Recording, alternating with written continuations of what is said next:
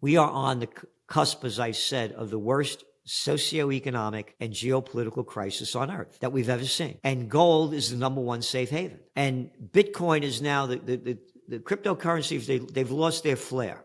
They don't have the flair they used to have. People weren't buying all of these cryptos. Gold prices would be more than double what they are. But what happened, like, for example, when inflation's skyrocketing, like places in Argentina, where it's, like 300%, people aren't buying gold. They're buying tiny bits of cryptos to try to keep their currency from going to zero. That's ending.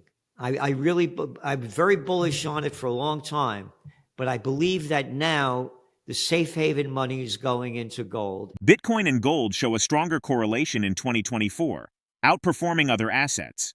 However, gold outperforms Bitcoin in the medium term, with stronger performance in 61.8% of events over a 90-day period.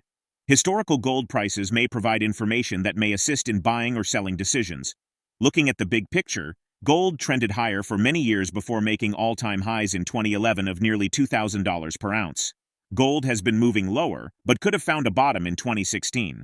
Although it remains to be seen, gold's declines from the 2011 highs could prove to be a pullback within an even longer-term uptrend.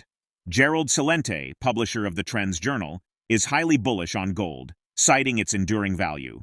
With all factors in play, Gerald foresees an unprecedented global crisis, maintaining that gold stands as the ultimate safe haven. He believes the fading allure of cryptocurrencies is driving more people to return to gold as a trusted store of value. Major banks expect gold to extend its record-breaking price rally into 2025 because of a revival in large inflows to exchange-traded funds and expectations of additional interest rate cuts from prominent central banks around the world, including the U.S. Federal Reserve. Meanwhile, Gerald predicts that dissatisfaction with U.S. influence could lead the BRICS nations to launch a gold-backed currency. According to Gerald, gold is set to play a central role in the global financial future, and he adds that silver will also follow this trend, experiencing a significant rise in value. BRICS countries don't have a shared central bank, and it is rumored they may back a new currency with gold. Price stability will be very hard for them to achieve.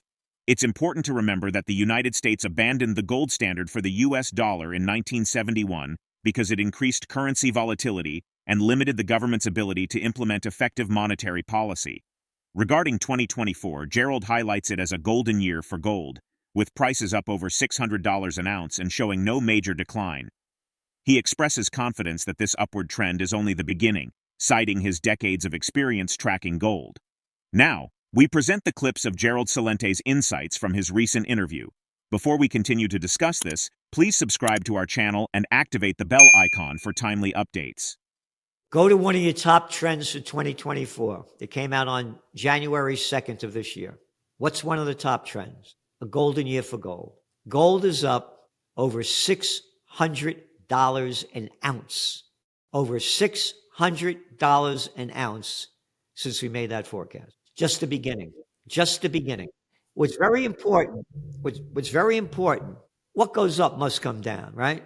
There's always these swings. In gold's rise of over $600 since January, it's gone down like at the worst downtime it hit, we would go down like $100 an ounce. That it has not had a big decline in this long is very important to watch. I started buying gold in the late 1970s. It was $180 or $163 an ounce. And that's when I became a trend forecaster. I write about it in the book Trend Tracking. When the Iranian conflict was breaking out, how they taught us to hate Iran without knowing how the United States overthrew the democratically elected government of Mossadegh in 1953, along with the UK, because he had the nerve to say that oil does not belong to Anglo-Iranian oil, better known today as BP, or Standard Oil, better known today as ExxonMobil. It's the Iranian peoples. And Churchill and the CIA overthrew the government. People have no idea about it. They just taught us to hate the Iranians. And I said to myself, boy, I bet gold and oil prices. I started playing the futures market. That's when I became a trend forecaster and quit my job. So going back, we are on the cusp, as I said, of the worst socioeconomic and geopolitical crisis on earth that we've ever seen. And gold is the number one safe haven. And Bitcoin is now the cryptocurrencies, they've lost their flair. They don't have the flair they used to have. Because if people weren't buying all of these cryptos, gold prices would be more than double what they are. But what happened, like, for example, when inflation's skyrocketing, like places in Argentina, where it's, like 300%, people aren't buying gold. They're buying tiny bits of cryptos to try to keep their currency from going to zero. That's ending. I'm very bullish on it for a long time, but I believe that now the safe haven money is going into gold. And also, much of the world has had enough of the United States geopolitical and socioeconomic hegemony. So you got the BRICS. We could see in the very near future a currency coming out backed by gold. Gold to me is no question about it. It nothing size. And I don't give financial advice. We say this is what's going on. This is the way we see it, and here's our forecast. And that's the way I see it.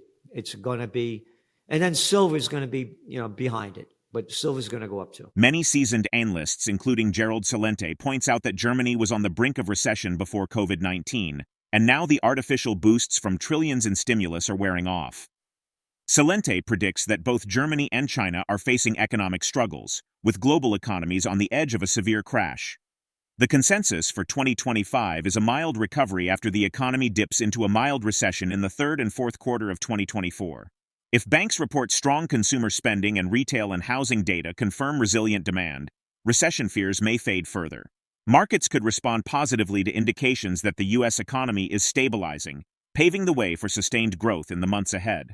While highlighting the facts, he mentions rising U.S. credit card debt and soaring interest rates as signs of a deeper crisis. He also warns of an office building bust in major cities that could trigger widespread bank failures, leading to a financial crisis worse than the Great Depression. Let's get back to the interview.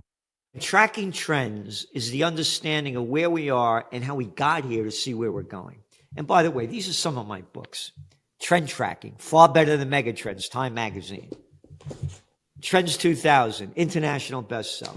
Been publishing the magazine, the Trends Journal, since 1991. We only put facts down.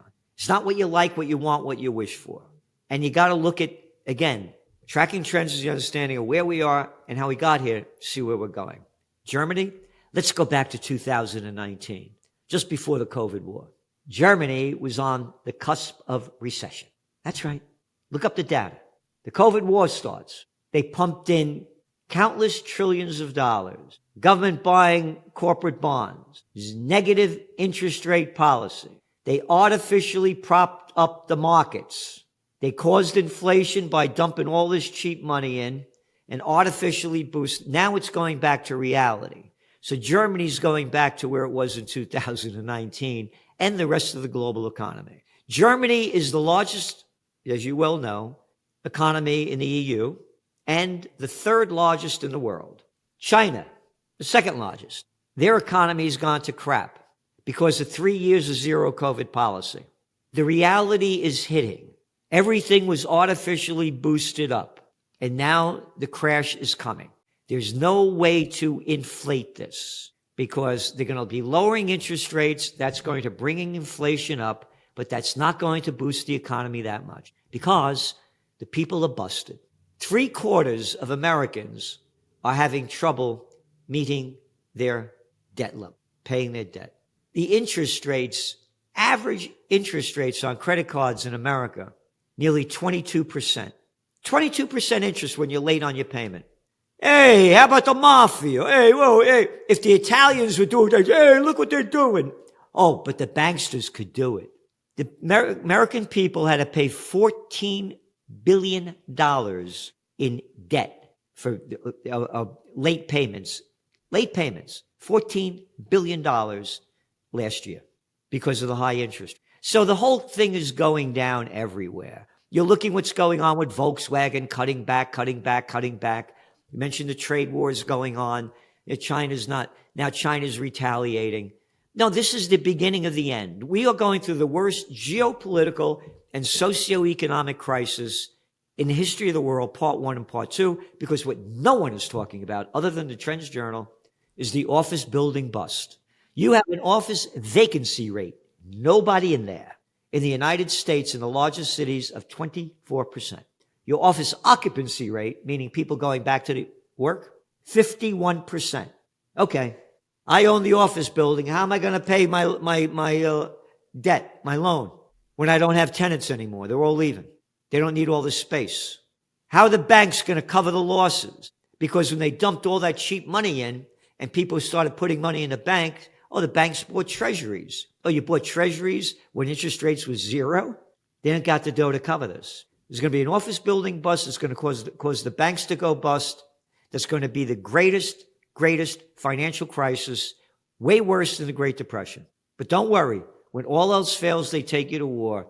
We are on the verge of nuclear annihilation. According to Goldman Sachs, Bitcoin price appreciation in 2024 failed to compensate for its price volatility risks. Meanwhile, gold's higher risk-adjusted returns reaffirmed its safe haven narrative.